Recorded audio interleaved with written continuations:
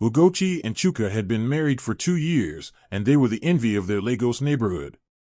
Chuka, a successful software developer, had risen through the ranks of his company and could afford a comfortable lifestyle for his family. Ugochi, a creative and warm-hearted woman, ran a growing interior design business. Life seemed perfect until Ugochi began experiencing extreme fatigue and unexplainable pains during her first pregnancy.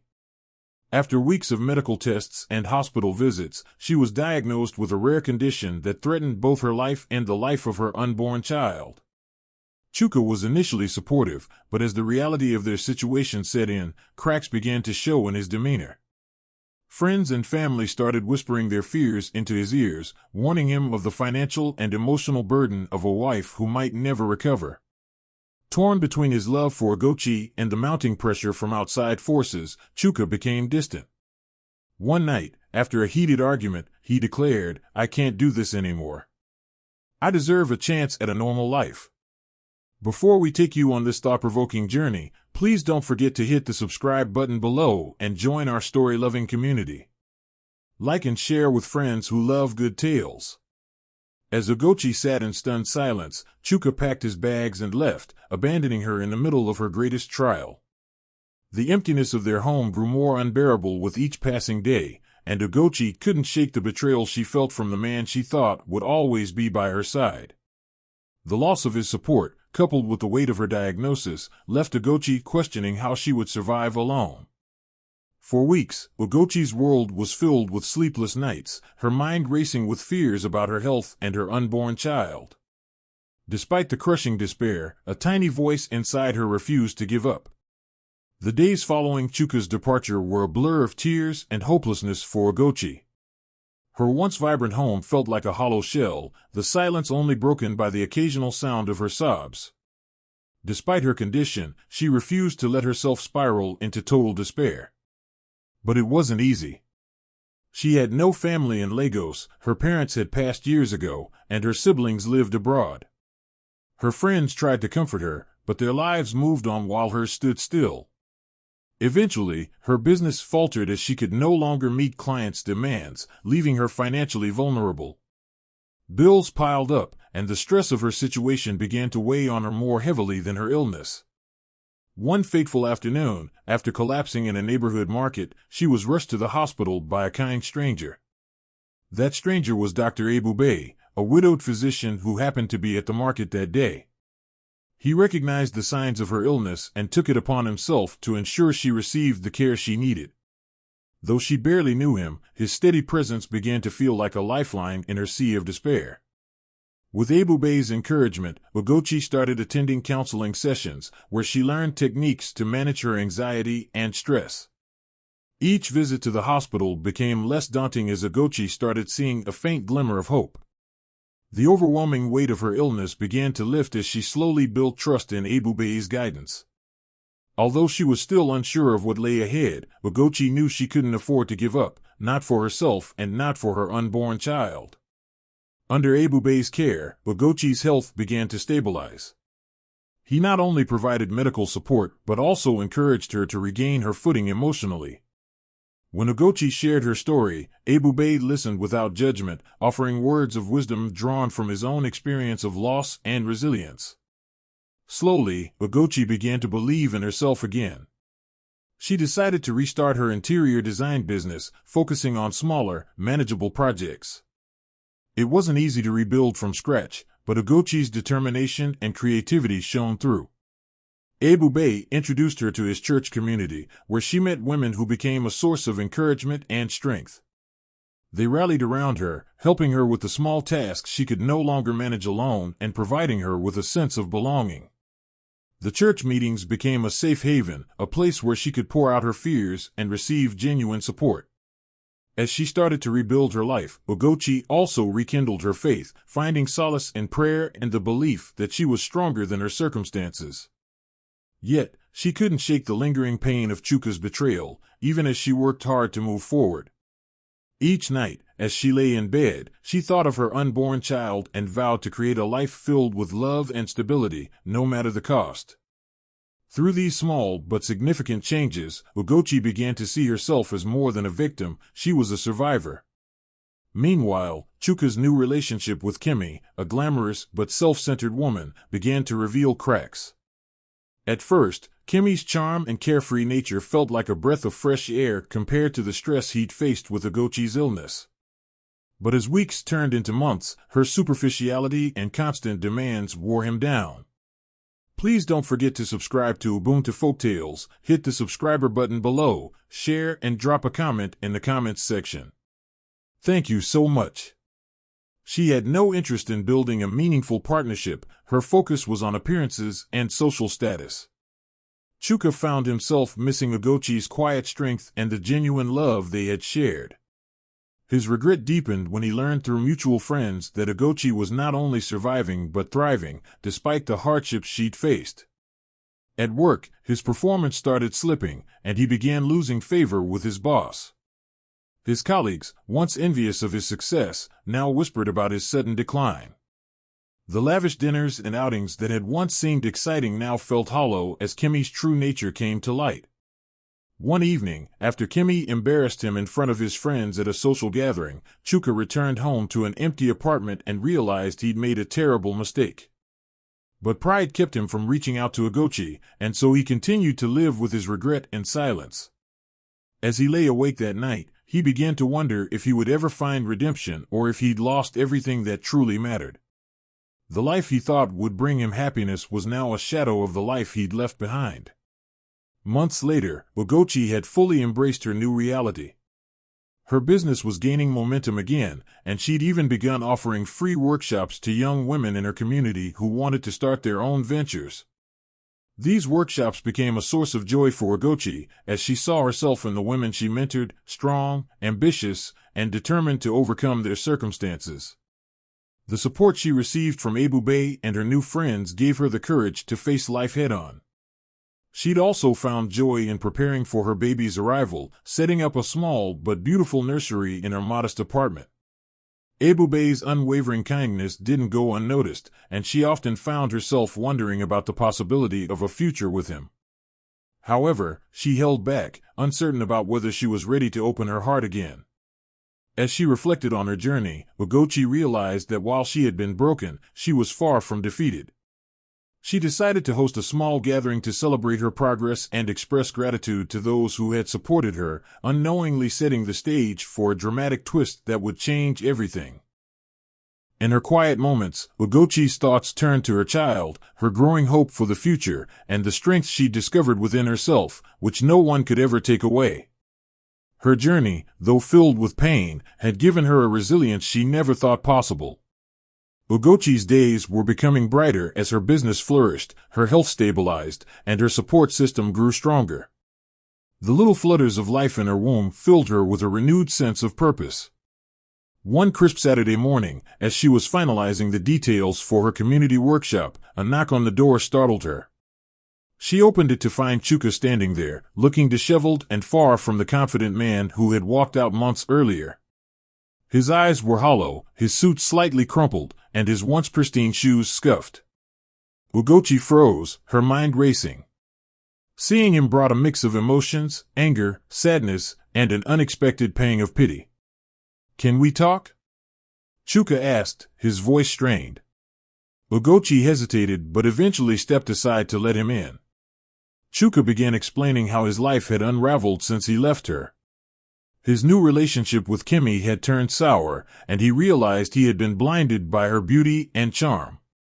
He spoke of sleepless nights filled with regret and the overwhelming guilt of abandoning Ugochi when she needed him most. Ugochi listened in silence, her face betraying no emotion, though her heart pounded fiercely. "You made your choice, Chuka," she said finally, her voice steady but firm. "You left me when I was at my weakest. Do you expect me to simply forget that?" Chuka pleaded for another chance, but Ugochi remained guarded. She had built a new life, one that didn't include him, and she wasn't sure if she could ever trust him again. As he left, his head hung low, Ugochi couldn't shake the feeling that this encounter was only the beginning of a larger storm. The sight of him stirred old wounds, but she resolved to stay focused on the future she was building for herself and her child. The encounter with Chuka left Ugochi unsettled, but it also reinforced her determination to move forward. She threw herself into her work, organizing a community event to showcase the talents of the women she had mentored. The event was a resounding success, drawing attention from local media and bringing new opportunities for collaboration. Ugochi's story of resilience and empowerment began to inspire others, and she found herself at the center of a growing movement of women uplifting one another. Ebube was a constant presence throughout this time, offering quiet support without overstepping boundaries. He admired Ugochi's strength and the way she transformed her pain into purpose. Their bond deepened as they spent more time together, and Ebube's calm demeanor became a soothing counterbalance to Ugochi's fiery determination. One evening, after a particularly exhausting day, Ugochi found herself confiding in Ebube about Chuka's unexpected visit. "He wants to come back," she said, her voice tinged with disbelief. Ebube's expression remained neutral, but his eyes betrayed a flicker of concern. "And what do you want?" he asked gently. Ugochi hesitated, unsure of the answer. She appreciated Ebube's patience, knowing he cared deeply but respected her journey. As they sat in companionable silence, Ugochi realized that while Chuka's return had stirred unresolved emotions, it also clarified how much she valued the life she was rebuilding. She wasn't the same woman Chuka had left behind. She was stronger, wiser, and more in tune with what she deserved. Just as Ugochi began to feel a sense of stability, life threw another curveball. One night, she woke up with severe abdominal pain and shortness of breath. Panic gripped her as she realized something might be wrong with her pregnancy. She called Ebube, who rushed to her apartment and took her to the hospital. The next few hours were a blur of tests and medical jargon, but the diagnosis was clear: her condition had worsened, and both her life and her baby's were at risk. The doctors recommended an emergency procedure, but it carried significant risks. Ugochi was terrified, but Ebube held her hand and reassured her. "You've come this far, Ugochi. You're a fighter. Trust in God and trust in yourself." As Ugochi was wheeled into the operating room, memories of her journey flashed through her mind, her heartbreak, her struggles, and the newfound strength she had discovered along the way. She prayed fervently, asking for the strength to survive and bring her child into the world. Hours later, she woke up in a recovery room, groggy but alive. Ebube was by her side, his face etched with concern. "You're both okay," he said softly, a smile breaking through his tired expression. Relief washed over Ugochi as she realized her prayers had been answered. She had been given another chance, and she vowed to make the most of it. While Ugochi was recovering, Chuka's life continued to spiral downward. He lost his job after a series of mistakes, and his relationship with Kimi ended in a bitter argument that left him humiliated. Desperate and broke, he decided to reach out to Ugochi one last time. He learned of her medical emergency through mutual friends and rushed to the hospital, hoping to see her. When he arrived, he was met by Ebube, who stood protectively outside Ugochi's room. Chuka bristled at the sight of the doctor, sensing the closeness between him and Ugochi. "I'm her husband," Chuka said, his tone defensive. Ebube's calm reply was unyielding. "You were her husband. Now, she needs peace, not more chaos." Chuka demanded to see Ugochi, but Ebube refused, warning him not to disturb her recovery. The tension between the two men was palpable, but Ebube's composed demeanor ultimately prevailed. Chuka left, defeated but more determined than ever to win Ugochi back. Later that evening, Ebube told Ugochi about the encounter. She felt a mix of emotions, anger at Chuka's audacity and gratitude for Ebube's unwavering support. She knew she would eventually have to confront Chuka, but for now, her priority was her health and her child. As Ugochi regained her strength, she prepared for the arrival of her baby with a renewed sense of purpose. Her friends and community rallied around her, throwing a surprise baby shower that filled her heart with gratitude.